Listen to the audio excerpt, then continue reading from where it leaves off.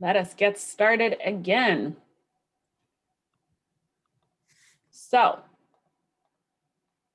we today are going to be talking about, here's slideshow, sampling. Now, we've talked a little bit about sampling, just in fact, inherently, while we talk about research, you have to talk about sampling, right? So when we're talking about gathering, participants outside of Starbucks, that is a sampling strategy, right? That would be actually, we'll talk about that. It's a sampling of convenience, where you're just seeing who's available, who's right here that I can actually ask to participate in my study. And I'm not necessarily giving too much thought as to whether everyone within a specific group has been offered an opportunity to join my study. I'm just grabbing whoever's available, okay? So, brief overview, we will go over generalizability, right? Here it is, front and center. Generalizability, does my sample represent the population that I'm speaking of, right? And we addressed that just earlier. When I'm saying I'm doing a research study on American youth and voting patterns, right, based on the exam, and I just look at people at Starbucks in one location, how well does my sample actually represent the population?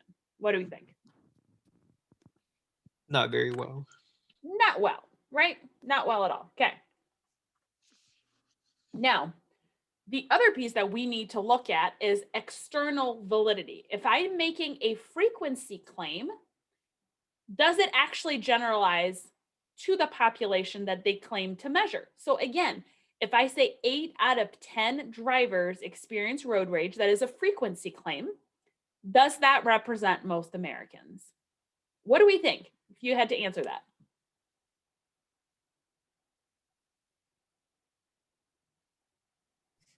I think yes, because you specifically say the driver. That I'm specifically saying a driver? Or like the driver, the people that drives. So it doesn't include who's not driving. You just included everybody that has a license and drives. So then I guess that's my question. Do we feel like 8 out of 10 American drivers experience road rage? Do we personally, like in our interactions on the road, does that ring true? Or perhaps with our own perception of how we drive? Does that seem high, low, about right? I mean, it seems high. But like, I will say in Grand Rapids, it feels skewed because there's so many people, and so I love that you just said that, because to me, Grand Rapids is itty bitty, but it's all perception. Yes. Oh yeah, and like in Grand Rapids is so like everyone's trying to rush, and I'm from like the tiniest little town with like one stoplight, and so there is no rush. It's, Right. And so there is no road rage where I come from because Right. it's like, oh, okay, we'll be there in an hour. Right. And so yeah, like it seems really high to me. Okay. Others, what do you think? I think that seems about accurate. Okay. Does anybody else come from a big town or like a major metropolis? I just think with the, like a Grand Rapids example, I feel like it's so hard to like define because there's so many like it's like in the middle of it's like the four-way stop where people are coming from different places. So it's not specifically just people from Grand Rapids. It's people that are going out of Grand Rapids, Mm-hmm. but they have to pass Grand Rapids. So that'd be hard to like measure. Well, I love what you just said there. It would be hard. I feel like you said it would be hard to define. So first off, how do we define road rage? Because when I hear road rage, I'm picturing something in my mind. What do you guys picture? What does it look like to have road rage? First thing that popped into my head was the middle finger. Okay, so flipping the bird. Okay, so that's an externalization of your frustration, and that's some level of road rage. Okay. Anybody else think of something different? When people honk their cars. Okay, so like, keep going. Yeah. Okay. Anything else? When people like are in the car and they're like yelling at people, but they're by themselves, so like they're really just talking to themselves. That it's like that scene from Christmas Story where the dad's in the basement trying to fix the furnace and it's all nonsense. Like that's what I assume they're saying. They're not using naughty words. Yes. Okay. Anything else? I would say like cutting somebody off or like brake checking someone. Yeah. So again, we've just come up with a ton of different behaviors. Some of them that are, I mean, all of them are externalization of anger, but all of them don't necessarily impact the other driver in quite the same way, right? You being behind your wheel going, the other driver's probably not even hearing that, right? Chances are, unless your window's open, you're like screaming out your window. Flipping them the bird, maybe they see it, maybe they don't. Swerving in front of them, they're likely going to notice that, right? So there's ways to express how we're feeling that can escalate a situation or de-escalate or maintain it, right? So the way we define road rage matters in this, right? Because if I'm hearing 8 out of 10, that seems high to me. You know, that seems like a high number, but I am picturing road rage the way Savannah described it. Coming through, swerving, or like cutting somebody off and then slamming on my brake to annoy the person behind me. These are all things. So I lived in Southern California for many years and then in Brooklyn, New York. So, and I was driving a car out there too. So those were mega cities. So that's why, Kyle, when you're like, Grand Rapids is big, I'm like, there's a highway with only 2 lanes. That's like unheard of. Like we have highways with 9 lanes back in California because there's so many cars. And then you see road rage that's like somebody cuts you off, don't get out of your car. You don't know what they have in their glove compartment and how frustrated they are. And that has stayed with me enough that I think I told you guys I got in a car accident several weeks ago. Yeah, I finally got my car back. Literally on Friday last week, I was like, huzzah, I got my car back. Yesterday, I'm in downtown Grand Rapids, right by Helen DeVos, right down Lake Michigan Drive. You know how it's very hilly? Yeah, no, you know what's coming. Very hilly. There's a full car length between me and the person in front of me. We're at the stoplight. The light goes green. She starts backing up and rolling back. So she obviously has a manual transmission, hasn't figured out the clutch. And so I'm honking, but I can't go anywhere. I can't back up. There's a car behind me. There's cars next to me. So yeah, she hits me. My car is a freaking magnet car. God. You're kidding. Yeah. So, I mean, it was a nothing hit because, you know, she's slowly rolling. So it was very slow. And then she finally, you know, obviously I stopped her. So then she was like, oh, and now we engage the clutch. She was able to go. And then we get to the next stop sign and I see her open the door. Now, what does my mind go to? My mind goes to past experiences with road rage, where if somebody comes out of their car, nothing good comes out of that. So Was she old? What's that? Was she an older lady? Was. No. I felt awful. So I could see her like popping the door open. I'm like, oh no. And then I see this like really orthopedic like shoes coming out of the car. And she needed both hands like on the side of the car to get out. She could barely walk. Hurt. So she looked at me and she was like this. And I was like, it's okay. So I didn't even get out of my own car.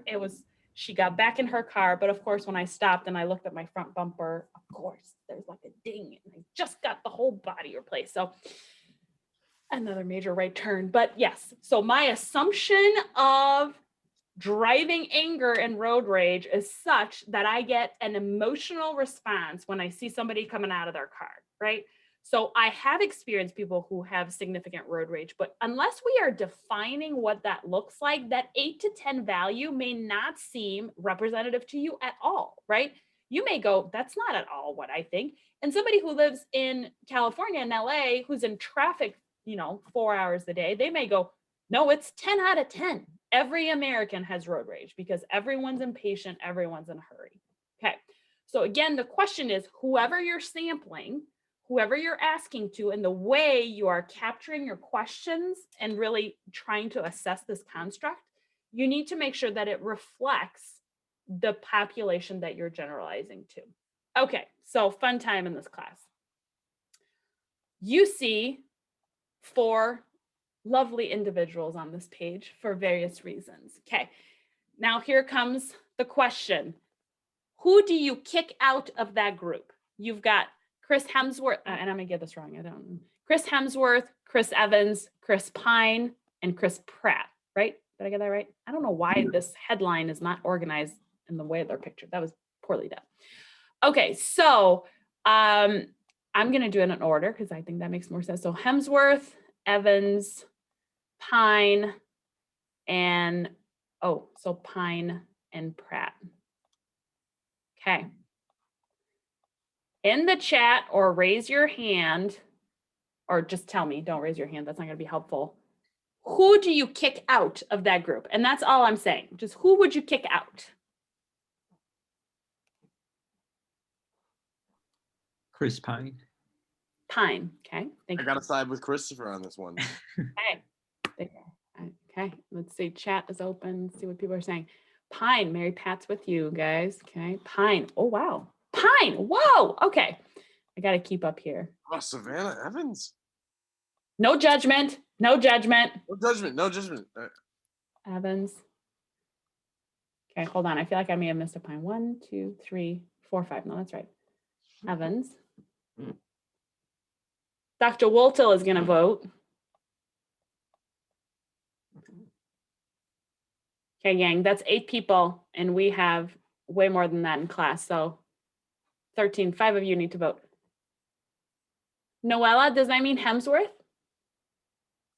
I'm sorry, you're getting an F in this class. I'll tell you about it later. No, just kidding. Can't kick out Thor. Okay, a few others, come on. Come on, guys. This is the level of participation that's fun in this class. Oh, Katie, did I miss you? Did you say Pine? I think I did miss you. Okay. So that is 7, 9, 10, which means 3 of you have not voted. Okay. Now, how would you feel if I said, according to Aquinas students, what is that? This is, let me recalculate here real quick. This would be, I said I had 7, 10, 70%, oh boy, of students feel Chris Pine is a bad actor. Ooh. I mean, I would agree. Or what if I said, according to Aquinas students, 70% of them stated they find Chris Pine unattractive. I'm I was not, like, No, that's what double. we I'm not gonna signed up touch that for. one. I'm not gonna touch that one. What was that, Elizabeth? We didn't know that's what we were signing up for, I guess. Right. Okay. So my question was unclear. So that's problem number 1, right? The same way 8 out of 10 American drivers experience road rage. What does that look like? Unless you define it, we don't know what it is. Okay. Now, how do we feel that I'm saying 70% of Aquinas students, how do you guys feel about representing the entire university? Well, there's only 10 of us, so I feel like that's an inaccurate depiction of the whole student body. Yes. Very good. They And might what- not even know who they are. Okay, so here's another problem. Like Noelle is like, I just threw a dart at it. I don't know what what am I trying to do here? Okay, yes. What do we think about the composition of the sample? Does it in fact represent the Aquinas population in terms of gender, ethnic diversity, age? I mean, no. 100% no, right? I don't think we have 2 boys in this class. I would think that there are more of an even or close to even spread in terms of gender. This class is not representative of that, right? Okay, so you see how many things can go wrong just by sampling, especially if you're going to take the results of your study and generalize it to an entire group. If you have not sampled adequately, and if you've not asked adequate questions that are clear, that's going to be majorly problematic. It won't Okay. present diversity because I feel like I don't know. I guess me from coming from a different country, I usually watch my own country people's actors. So I might not even watch the American. But do I hear them in the news once in a while? They do something, yeah, but it doesn't mean I actually know who they are. Mm-hmm. Yeah. Now I'm curious though. Those of you who are like on the money, Chris Pine, what was that based on? Is it the movie they've made, the type of actor? For me, a little bit of both. Not, I think his acting is more like he just tries to show off that he has really blue eyes, and he's like, "Oh yeah, love me," and I I'm guess like, he "Ah, does. Okay. Actually, do they all have blue eyes? Hard to shoot." tell in this photo. Chris Pratt. This is probably not his best photo, Chris Pratt. Okay, so acting is what it was based on. Christopher, you were quick to jump on the Pine bandwagon too. What are your thoughts on that? I just feel like I haven't watched him in a lot of movies. So, Okay. yeah. Yeah. Whereas obviously the other three, they have like the whole Marvel universe, multiple movies for each. Yeah. My children know this when my now 8-year-old, when he was 5, I don't even know. I think it was like the flyers you get in the mail, like the random what do you call them, like coupons and all that. One of them was for a watch, and it was Chris Hemsworth on it. He was like, mommy, this is who you love. And I was like, shh, don't tell daddy. But yes, no, I mean, right, even the kids know Chris Hemsworth. Okay, back to statistics. So generalizability. Our main question is always, does my sample represent the population? Okay. So we need to also assess, when is a sample biased? When do we start noticing that you're not getting accurate results? And there's ways that you can try to obtain as representative of a sample as possible by using probability sampling techniques, which we'll talk about today. And if you settle for an unrepresentative sample, you may be showing that you have biased sampling techniques. Okay. So all of those things play a role into the idea of generalizability. So starting off, if you are doing a population, what is that? Who do we want to measure with a population? I feel like you would have to get mildly particular with that. Like if we wanted to do the population of Grand Rapids, I mean, you could do like everyone, like every man, woman, child, adult, elder. But in terms of like the Chris Pratt one, maybe you could narrow it down to like, generally speaking, like what adult women think about the Chris's, or what adult men think about the Chris's. I love that, actually, because then you are looking at a comparative study. You're not just doing a frequency claim. You're saying, is there in fact a difference between how men and women evaluate these 4 actors? I dare say the answer is yes. I'm going to go out on a limb and say that women are maybe looking more at physical attributes, and men might be looking more at skill set or performance. Or my husband would say, well, that was not a realistic portrayal of, Captain America, because as seen in, series, he's probably behind me now. No, he's not. In this particular, he has them all. Anyway, we're opening another Pandora's box, but yeah, so there would be a difference in how people respond, and then you could then do a difference, right? You compare them. But ultimately, if you're looking at a population, you want to make sure that everyone is counted within a specific group or definition. So if I'm interested in freshmen, right, and I want to know about freshman behavior, I'd be looking at every single freshman within the university. Okay. If I am looking at women in a specific university, and I'm just looking at women, right? So it's okay for the sample to be skewed that way. I'm just now catching up to the chat. It's okay to be biased in what you're looking for, as long as it's set out, right? So if I'm interested in doing a study on only women, I wouldn't consider it biased. That's the population I'm looking after, right? So I don't want to include men because they have nothing to do with the question, right? So population is everyone is counted. Now, a sample, on the other hand, that is a selection that is taken from that population. So it's a subset, right?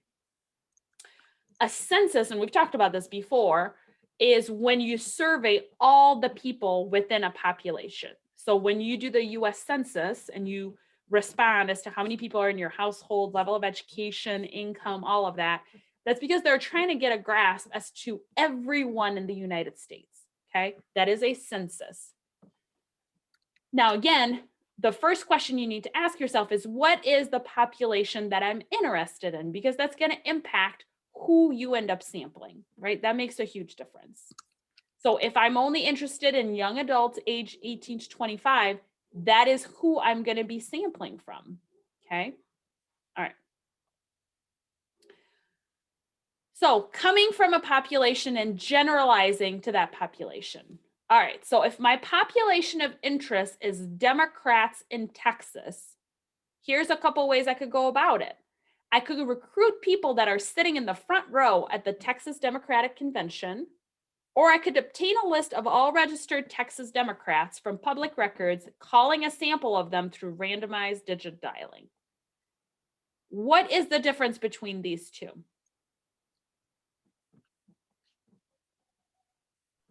One of them's random. Good. I mean, let me add a monkey wrench into your answer here. And I think that was Christopher. Let's say that I randomly select people sitting in the front row. Like I don't ask them all, I just randomly pick. Are they the same then? Noella, you're shaking your head. Why is that? Because I feel like that's bias. You're picking who you like or who you know. There's no way to tell that you're just picking random people, not basing on how you think about them. Okay, you're definitely on the right track here. Because, go ahead, Kyle. Yeah. Okay, I mean, the biggest bias or the biggest thing that's is the front row. Like if you are the front row of the Democratic convention, you got there early, you got your seat, you wanted to be, oh yeah, like look at me, like listening. And if you're just on a register, it's like, I don't know if you're a crazy Democrat or like crazy for the Democratic Party, or if you're just like, I side with them a little bit. But if you get the front row, you know they're passionate. Okay, so that is huge. If again, my question or my target sample, if my target population, what I'm looking at is people who are heavily involved in politics and participate in political action, then perhaps recruiting even randomly from people at the Democratic Convention might make sense, right? Because that's who I'm really looking after. But if my question is Democrats in Texas, I have a sense these people may hold more extreme views in whatever direction, right? There may be a little bit extra in their views because, like Kyle said, not only did they get a ticket to get to the Democratic Convention, which most people do not, but they got to the front row. So that's like next level. These people are a little extra. This would be everybody who is registered as a Democrat. They have an equal chance of participating in the study.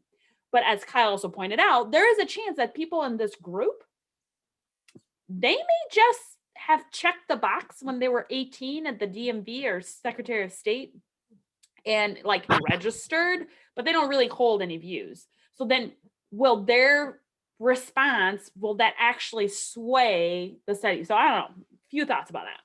All right, now if I am looking, my population of interest are drivers.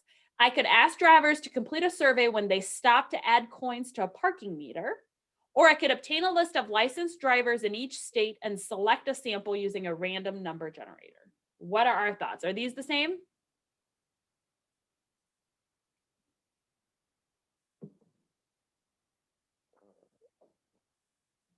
Okay, so no. So what are they looking for in this? They're trying to get opinions or some sort of self-report survey for drivers. Okay. Well, So they figure I can ask somebody to complete the survey when they're putting in their coins at a parking meter, or I can get a list of everybody who's licensed in a certain area and select a random number generator and send the survey to them.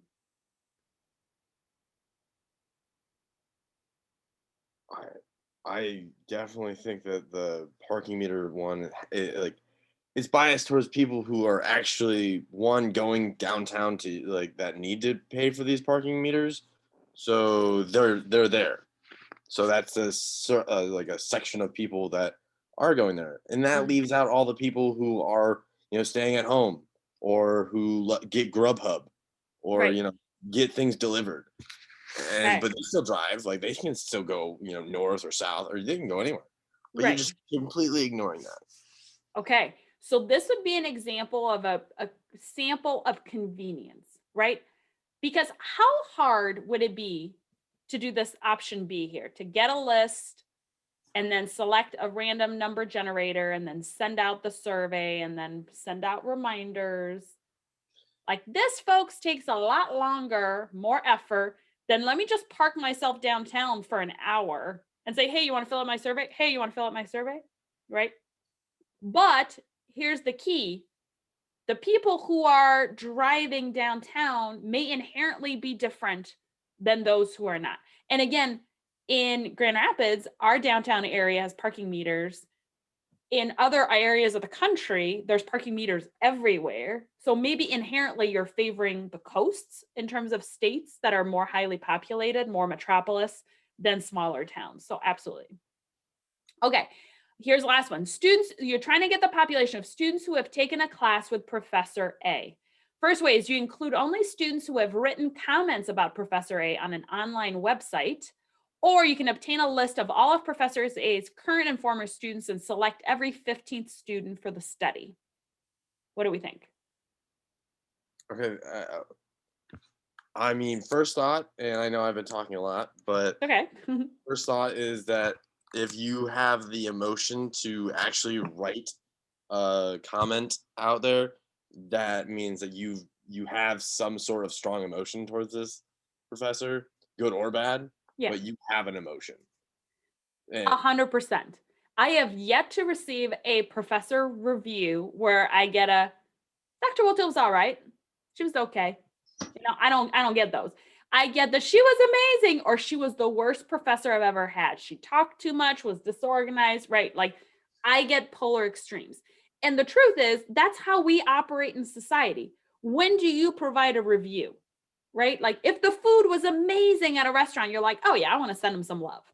If the food was awful, I found a thumb in my spaghetti, maybe you write a review about that, right? But again, you're looking at extremes. You're looking at when people have a strong emotion. So that is going to pull for a biased sample, right? Rather than asking every person who's been in the class before to participate. Okay. So we need to be mindful when we're sampling that we are not using a biased sampling technique, because inherently you're going to have confounds. Now, we covered that back in statistics, but that means that the reason why you see a data pattern appear is not in fact because of what you suspected was going on. It's not because your independent variable acted on your dependent variable. It's some other variable that you're not even measuring that had a greater impact. Okay. We want to minimize and control for confounds as much as possible because they muddy up our data. Okay.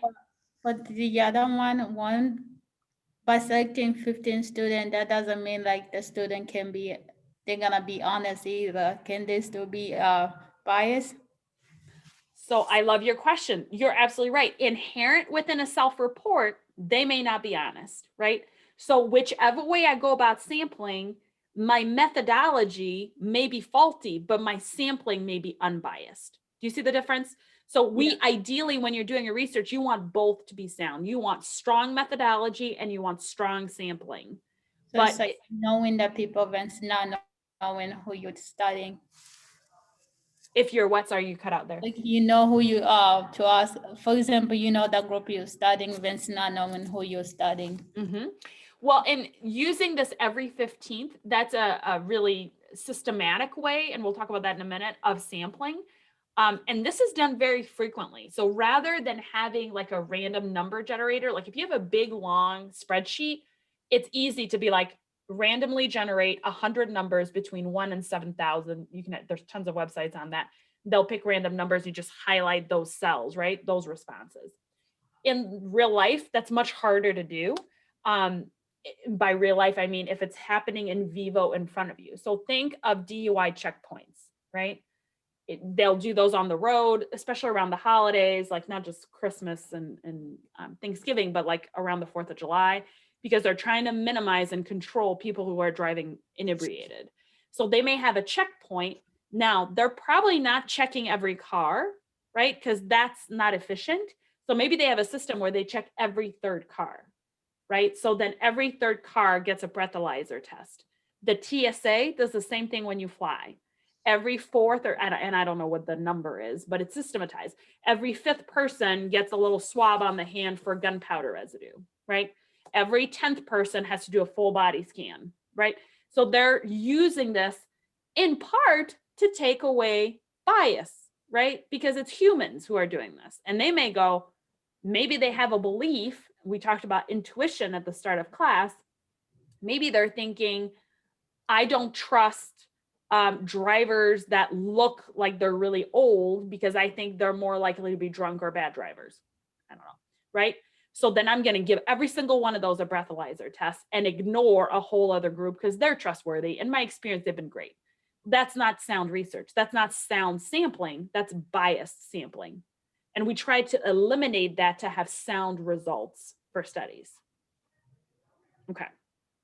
Hopefully that makes sense. Is that kind of ringing true for people? Okay. So again, if your sample is containing too many outliers or too many unusual people, that is the first hint that you have a biased sample and you want to try to step away from that. Okay. So here's one way that you can get a biased sample, sampling only those who are easy to obtain. I don't know what's going on here. There's a line missing, but it's easy to obtain. So we've talked about, again, this idea of convenience sampling, right? I'm going to go to Starbucks. Starbucks has, you know, the average Joe, so I'll just go there. Well, no, it doesn't have the average Joe. You're really limiting the number of people that is there. And then you may, in fact, eliminate an entire sector of people. So this is a report on health behaviors of samples with different phone ownerships. So they're trying to find these health indicators. So they want to know, you know, whether they're a current smoker, if they're a heavy drinker or at least one heavy drinking day in the past year, and if they've received the influenza vaccine in the last year. And this is, again, 15,000, almost 16,000 is the sample size. I have an issue with this already. I'm like, you need to define that. At least, what does that mean to people? At least one heavy drinking day in the past year. So what comes to mind for you guys? I guess to the point you almost died because of the drinking. That's why. Okay. So Noella, you're going like extreme, right? Like, so you drank so much you were hospitalized, Yeah. right? Almost died. You had almost alcohol poisoning. Now, doing therapy with people, one of my specialty was working with substance abusers, really knowing what is a binge event. So that's having, for men, it's 5 drinks in the course of a drinking period, which is usually you're looking at 2 hours. For women, it's 4. So is that what they mean? Is having a binge incident of drinking? Because I think most people are probably thinking way more than that, more like Noella is suggesting. So these are the things that bother me about life. That I'm like, that's not enough data. So here's how they divided it. So they used people who had a landline phone only or a landline and a wireless household. And then they had the wireless only household and then no phone at all in the household. Okay. How hard, I mean, most people out of convenience might have just sent a text message, right? And said, hey, fill out the survey. And then people responded. But that would have eliminated all of those who only had a landline or no phone at all, right? So you've got to be thoughtful and to, if you're just going to go with what's convenient, your sample is going to be very, very biased. Let's see, there was something else I wanted to tell you about that. The Mechanical Turk. Have you guys ever heard of that? So on Google, you can research a way to take surveys to make some money on the side. So there's several social scientists who will post their surveys through Amazon's Mechanical Turk to just obtain data. The problem is, who is likely to be filling out those surveys? People with computers, people with free time to sit in front of a computer, likely in the middle of the day, right?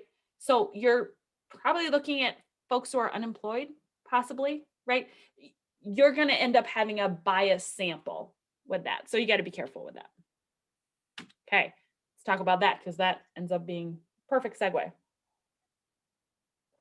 Another way that you can get biased sampling is if you sample only those who volunteer.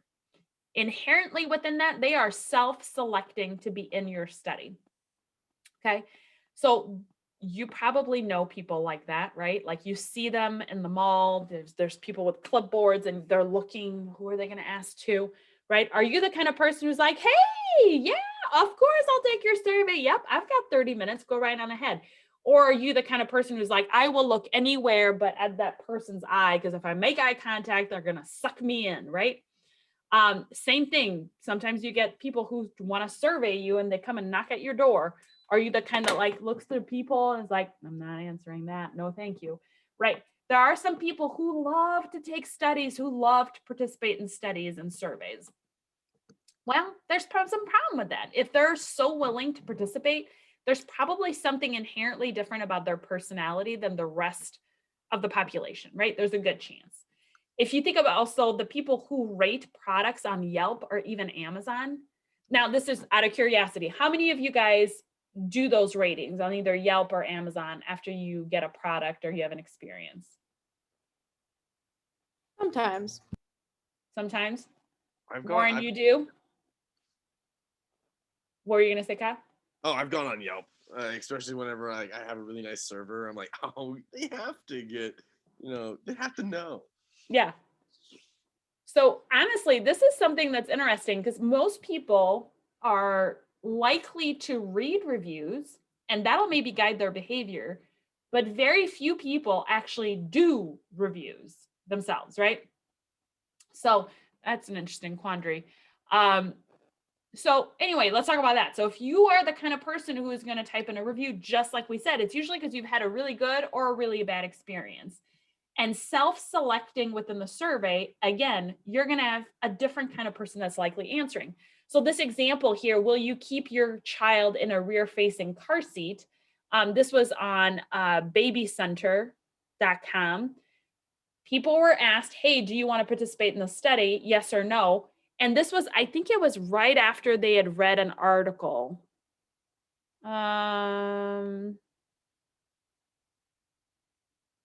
Okay. It was after they had read this. For safety's sake, the American Academy of Pediatrics says kids should ride in a rear-facing car seat until they outgrow the seat's rear-facing weight or height, which is typically around age 2 or 3. Do you plan to follow this advice? And then the question is, will you keep your child in a rear-facing car seat? What's happening with those who are responding here?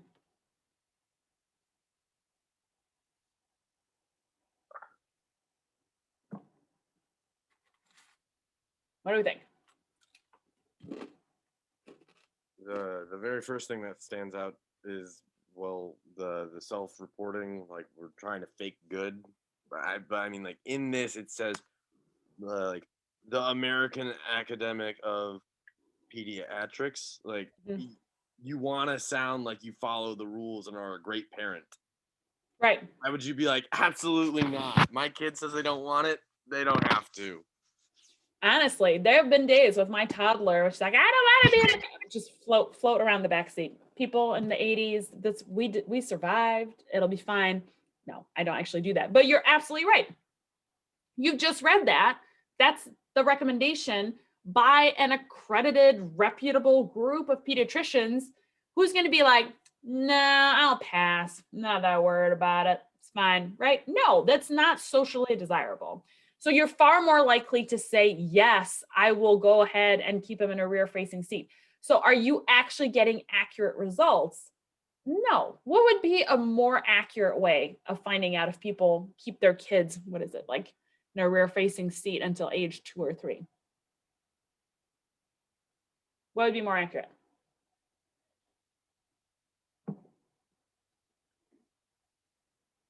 Wait, sorry, could you repeat that? I was reading things about pediatrics. No, that's fine. Also, the weight of this class is not just on your shoulder, Kyle. But what would be a better way or a more accurate way to know if people are actually keeping their kids in a rear seat by age 2 or 3? You could look at sales of car seats, maybe. Okay. So I will tell you, being a parent of 4 little kiddos, by the time you get to age 2, you get these convertible car seats that you rear face. And then once they're too big, right, then you flip it over. So you're not necessarily buying a new car seat, possibly getting a booster once they're 4 or 5. So that would be one way, though. Yeah, I have no idea. I'm gonna get stumped on this one. Some question now, how would it be if you asked the child? So have you been around a 2 or 3-year-old recently? I can't say I have. It's been probably a year. So I know they're not the most reliable, but I was at like if it's like, hey, like, are you always in the car seat? Yes or no? yeah, so that they could certainly answer. Are you buckled in your car seat? Are you in your car seat? Yes. But the concept of rear facing, that may be a harder thing to Mhm. explain. Like, do you face mommy? Do you face the back seat? Maybe you could go that way, but and they're not the most reliable. Again, like Yeah. my daughter, who just single-handedly is losing her college fund by feeding it all to my stylist because I'm growing so much gray hair parenting her. The pediatrician asked her at her 3-year checkup, "What's your favorite thing to drink?" What does this kid say? Pop, soda pop. I'm like, she has never had soda in her life. Never. No, not once. Not once. But the way I love it. It's so good. It's like we would put it in her sippy cup at night. I'm like, we do not do that. What are you saying? We don't even have soda in the house. I just the things kids say really are just outrageous. So on the reporting, not great. But maybe what you could do is, let's say you could be the creep at Target who watches this observational study and sees how are people getting into their car seat. Or you could have, again, every 15th car that's going into Babies R Us don't exist anymore, but like some sort of shop, then you could ask that person, are they rear facing or forward facing? So that would be another way that you could go about it. Again, we have talked about road rage.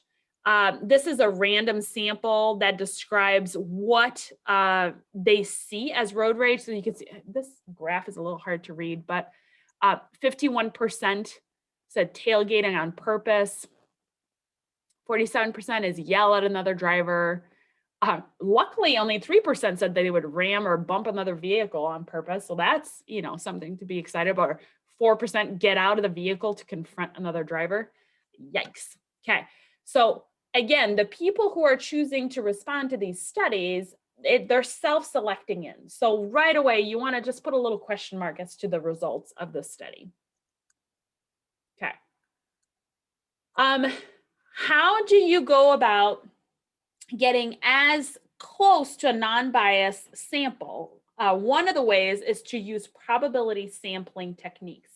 So simple random sampling is usually your goal. You're trying to have everybody in the population that's right here, and then you randomly select a sample or a subset of that, giving everybody equal opportunity to participate in the study.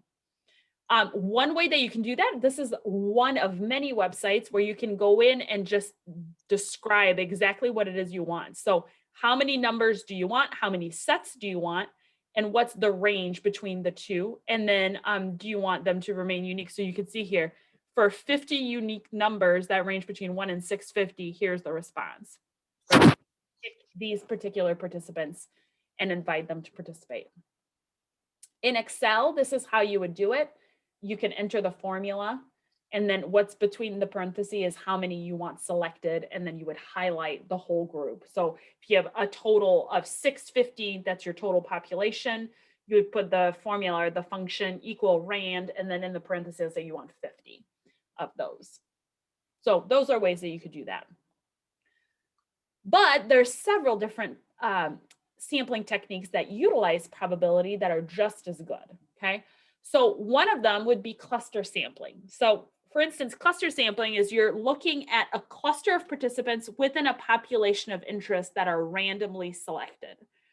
And then after that, all individuals in each selected clusters is used. So you could look at a population of interest in preschools within the city that you live in.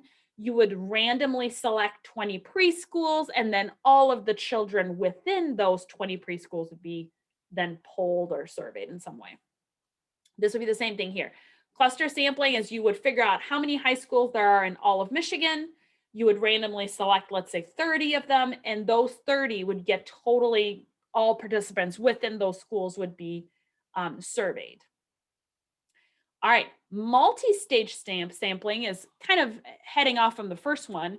So you create two random samples. So the first one is a random sample of clusters, just like I was saying with the idea of the high school.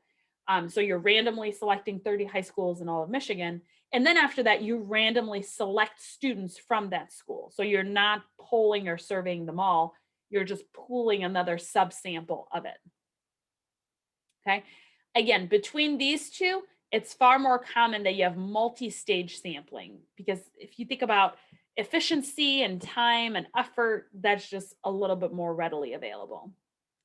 Okay, stratified random sampling is another type of multi-stage technique, but you're selecting a specific demographic category. So for instance, it could be race and ethnicity, gender, income level, grade level, right? And then you randomly select individuals from each of those categories. So if I want to make sure, for instance, that I get a really diverse population of college students, right, that I'm not just going to go to the Psych 101 class where I'm going to get mostly probably 98% freshmen. If I want all class members, then I am trying to specifically aim at sampling within the different groups. So I would want to make sure I have a certain number of freshmen, a certain number of sophomore, juniors, and then seniors. Same can be done with race and ethnicity. The idea with stratified random sampling is that you want to get an overall sample that is roughly representative of the population. So if my college population is, let's say, 40% freshmen and really only about 15% senior, then I want to make sure that my stratified random sampling mirrors those split so that I don't end up having way more seniors than I do freshmen. That's not representative of the population. Okay.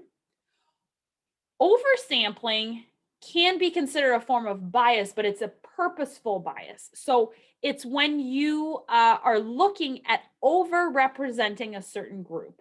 So let's say I'm actually thinking, you know, again, with ages, not ages, but like grade level. It feels weird to say grade level for college, but level, right?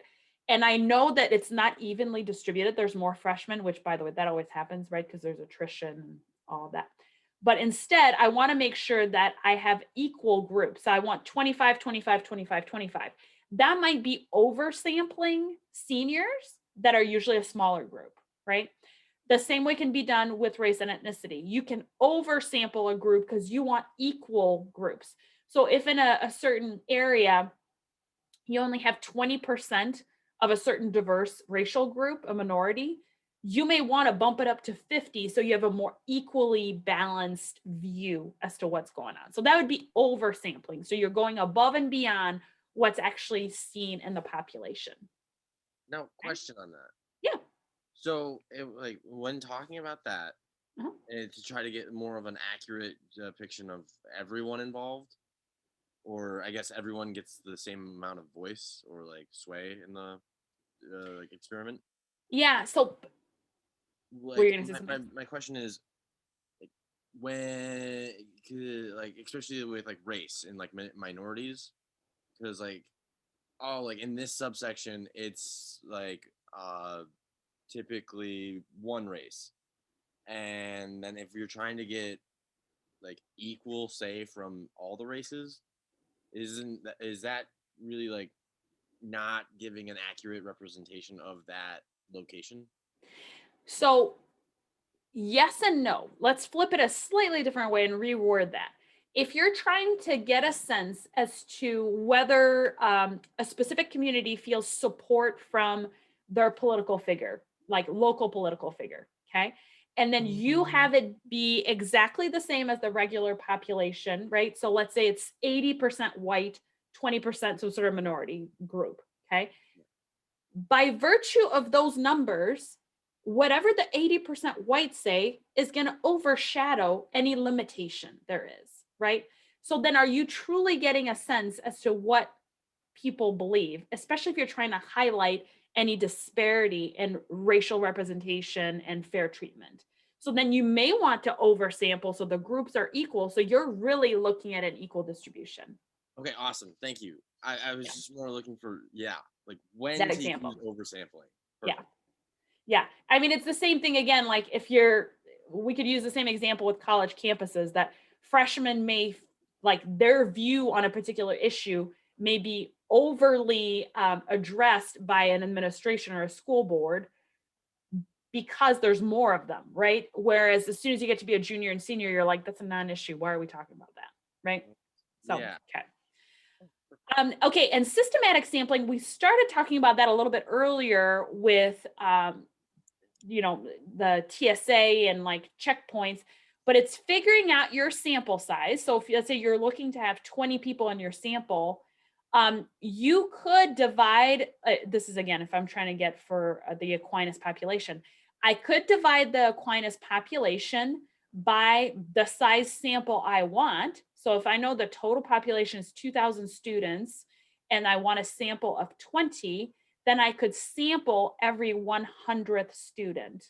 And that should be, on average, a good representation. Again, you would need to systematize it again, but that would be far more accurate than me asking a question of you 13 or you 12 and saying you now represent all of Aquinas, right? Like that's a sample of convenience because you guys are right here in front of me. Okay. So these are the different types of probability sampling techniques. Okay. Now, if you decide that's all right, I am okay not having a representative sample and I'm sliding towards a biased sample, here are the ways you can go about doing it. First off, you've got convenience samples. They're easy access. They're going to take the least amount of time. And really, you're selecting those people because it's easy to get them, not because of the type of people that they are, right? So you're not purposeful as to why you're sampling them. They just happen to be there and that works for you. Purposive sampling is actually going after the very type of individual you're looking for. And it's when you want to study certain kinds of people. So if I'm interested in studying vegans, I'm probably not going to go to the chop house, right? Or some sort of like steak house to observe behavior. They're not going to be there. That's not going to be useful. So I need to sample from a very specific group where that group of interest is going to be present. If you want to recruit people who work out, right? You probably want to go to a gym. That's the sampling that would make the most sense. Probably don't want to stand in line at McDonald's and then ask each person, do you go to the gym? Do you go to the gym? Do you go to the gym? You're going to be wasting some time, is my assumption. Snowball sampling, this is really interesting. So that's a variation of purposive sampling, and that's when you want a certain type of person to be in your study, but it's extremely limited, and you as a researcher may not have access to many of those types of people. And so then you find one person, solicit them to be in your study, and then ask them to give you names of 3 other people that are just like them so that it snowballs your sampling and you get more and more people. So you're having your participant help recruit the next level of participant. Okay, so I'm sorry to interrupt, but like just an example of that would be like looking for a ferret owner and then asking them about other ferret owners. Yes. Okay, cool. I was going to give you an example too. The ferret example, I need to remember that because that is very specific. I was going to give as an example, one of the students that I chaired his dissertation several years ago, he was looking at specifically African-American CEOs of nonprofit companies. So you're like, shoot, shoot, shoot, shoot, shoot. Now we're looking at a very, very small number of people. And he knew 3, but then he was like, the end. I don't know anybody else, right? So, and he was doing a qualitative study where he was doing, it was more mixed model actually. So he interviewed people and then also had a survey. But he then utilized those first 3 people to be like, can you introduce me to more people that are just like you? Because I really want to really be able to highlight your voice and grapple with the issues that you've had to deal with. So that would be snowball, again, sampling, where it just gets bigger and bigger with each participant that you add. And then quota sampling is setting a target number for each group, and then you sample until you reach that number. So if you decide I want to have 100 participants from each level within a college, you would keep sampling until you get to that 100 freshmen and 100 sophomore and so on and so forth. So that is quota sampling. Yeah. So recognize though, all of these here are biased in some way. They are not random. They're not based on probability. And sometimes that's okay. Like again, the snowball sampling, sometimes you just have to do that. You can't just randomly send out mailers and go, by the way, are you a ferret owner? First of all, the person reading that's going to be, what the what? No, that's weird, right? So you want an in so that you don't waste your time and spin your wheels. All right, so I love charts. So when I saw this in your textbook, I got very excited. This is combining the techniques. So first you have to identify the population of interest, okay? Next, you need to ask yourself, do you want all members of that population to have an equal and known chance of participating? If the answer is yes, you need to take a probability sampling approach. If the answer is no, you're okay with some people being left out, then you would do a non-probability sampling. And then from there on, there's the 5 options for probability sampling we just talked about 2 slides ago. And this is the non-probability sampling that we talked about last slide. Okay, so it all depends as to what is the goal of your study. Is some bias okay or is it not? And then that guides your decision making. Okay. Here are some terms that you may hear. If it is an externally valid study, those will be the terms used. It's unbiased sample, it's used a probability sampling technique, or some sort of random sample or representative sample. Those show externally valid, non-biased sampling techniques. If you're not sure if there's external validity, there's likely a biased sample. You're not using probability, so it's non-probability sampling. It's non-random, and it's likely unrepresentative of the entire population. Excuse me. All right, this is something students always mess up a little bit. It's an easy thing to get wrong because it's got some similar terminology. Random sampling is not the same as random assignment. Both of them have the word random, I get that, but they are different. With random sampling, you're creating a sample out of an entire population that you are randomly grabbing people from, right? So think again, Aquinas, if I have all 2,000 students listed in an Excel spreadsheet and I say I want 100, I would create a random number generator, plug that in, select 100 from that, and it would pluck out 100 students, right, in the row. And I'd be like, okay, you're going to be in my study. I'm going to sample you. That is random sampling. It increases external validity, meaning it is more easily generalizable to the population because they were randomly selected, okay? Random assignment is only done in experimental design. So let's say I'm testing out a drug and I want to give somebody a placebo versus the actual drug. My sample, who I'm testing, is going to be randomly assigned to either group. Okay, that is random assignment. That increases internal validity, but it has nothing to do with external validity, right? It's just randomly assigning people into one group or the other. Okay, so if I wanted to know in this class if students got a better grade with the help of a tutor or a study group, you guys would all be randomly assigned into either one of those groups, right? Tutor or study group.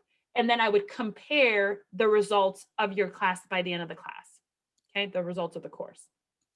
So that would be randomly assigned, which gives stronger, again, internal validity is what it's doing. Says nothing about how representative you guys are to the entire population of Aquinas students. Does that make sense, that little difference? Yeah. So So we should not use random assignment. What's that? So would it be better to use random sampling than random assignment? It's not better or worse. These are completely kind of different issues. So when you are gathering or inviting people to be in your study, you can randomly sample them. Looks like somebody came out. That's the way you're just like randomly inviting them to participate in your study. But this, that's okay, Lauren. This random assignment is only if you're doing an experimental study, then they get assigned to one group or the other within the study. This Okay. is who is going to be in the study. This is what group they're going to be in once they're in the study. Okay, thank you. So what do we care about the most, right? If we're looking at external validity and how representative is your sample. So when you're doing a frequency claim, like 8 out of 10 Americans had road rage, external validity is a priority. Does your claim in fact match or generalize to the overall population? Okay. So if in this class, I ask you what color hair you have, and 13 or 12 out of 13 of you said you had brown hair, and then I said 12 out of 13 Aquinas students have brown hair, that may be problematic, right? Because I took this sample of convenience, because you guys are in my class, to then generalize to the entire population of Aquinas students, which is likely faulty. That's probably not a correct claim.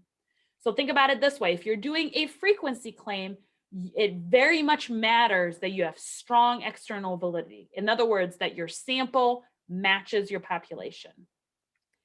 However, when a representative sample is not your top priority, that's okay. Then maybe that's all right. So for instance, there's tons of samples that are non-random in the world. When you provide reviews on Amazon or Yelp, that's not a random response, right? You are self-selecting to provide feedback. It is inherently somewhat biased, but do we still use it? Yeah, we do. Because I kind of do care. The person who hates or loves this product, that's going to guide whether I want the product, right? If I see that 6,000 people love it, I'm going to feel more certain that I will like it too. Because I am just like them. I'm just like Joe Schmo America lady, right? Okay. And it's important to note that in multiple research studies, we have non-random samples. It is very, very common to have studies that are run on undergrad students. You can ask yourself, like, how representative are undergrad in representing the US population or adults, right? Well, it depends what it is you're asking about, right? So we need to just be aware of that in the real world, it is very rarely a randomized process. And this is what ends up happening. And we got to see that 4 years ago, 5 years ago. I feel like I'm losing my mind here. The election with Clinton and Trump, was that in 2016? I think it was 2016, right? yeah. 2016. Yeah. So many people felt like, oh, the polls, the surveys are telling us that it's going to go one way, and election night came and it went another way. And then the question was, how did that happen? Well, it's quite possible that the surveys that were given out that they were touting as like, oh, it's, you know, and you always have statisticians on election night who are like, oh, it's 85% certain that this candidate will win, or they've taken 90% of this state, or, you know, like there's tons of stats going around. But it's quite possible that there was biased sampling, right? And so then you're generalizing it to the entire population, which was incorrect. The entire population spoke differently, right? I don't want to get in politics. I'm already regretting this example, but this is one idea where it goes from that. And I'm going to move on to the next slide. Okay. So again, you need to be thoughtful with sampling. A lot of people will go, oh, I'll just have, 2 million people in my sample and then I'll get good stats results. It never fails. I get dissertation students who give me that goal. I will recruit 5,000 participants. And I'm like, what is wrong with you? That's very hard to do. 5,000 people to recruit in a study. And the truth of it is, more is not necessarily better, right? Let's look at this chart here. If you only have 50 people in your sample, the margin of error is plus or minus 10%. Okay, that's a fair amount of error. That's probably more than you want. But you bump it to 500, all of a sudden you're down to 4%. I would say between 200 and 500, this like 4 to 7% error, that's a sweet spot. That is a comfortable amount of error, right? You don't need to go down to plus or minus 2% of error. And also notice that it's an incremental improvement, right? Even between 1,000 to 2,000, you just lose 1%. So you get the laws of diminishing return. You're getting more and more and more people, but it's barely impacting your error. So sampling technique and the way you're doing it to really have a strong sample that is representative of your population, that is far more important than the number of people in your population. Because think again, you may be interested in views on the police force, let's say in Grand Rapids, and then you go about finding, all local residents and you pick out 100 that are randomly selected. That may be way more accurate than 500 people that you randomly sought out at Starbucks. You've got more people, but it's Starbucks. Do they even live in Grand Rapids? Do they, there's lots of things that could be wrong with that. Okay. Questions about that?